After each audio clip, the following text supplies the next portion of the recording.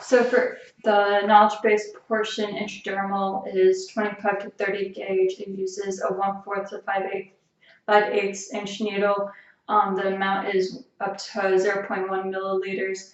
The angle is 5 to 15 degrees. The instruction for that is you go bevel up, go 1/8 of the needle in, and you're looking for a wheel or a bleb, and you're using a tuberculin syringe. The sites are going to be the anterior surface of the forearm, which is used for the TB, and then upper chest, upper back, and that's for allergy. The subcutaneous is the same gauge, 25 to 30.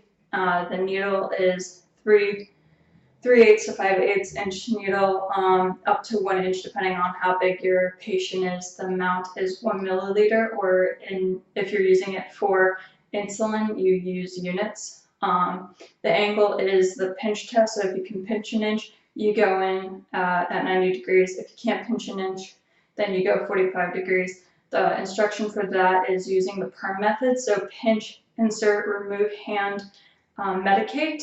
And for those sites are going to be the fatty part of your arm, the anterior thigh, your lower back, upper buttocks area, and the abdomen 2 inches away from the umbilicus.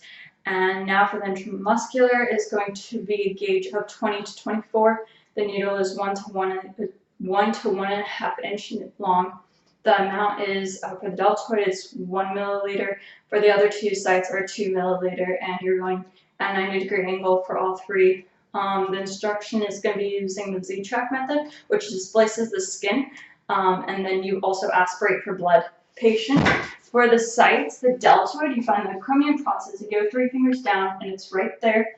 For the vastus lateralis, you find the greater trochanter, and you find the lateral femoral condyle. You go to the 1/3 outermost site on the vastus lateralis muscle. It's right there. And now for the ventral gluteal, you use the opposite hand of your patient's hip. So he's using his left hip, I use my right hand.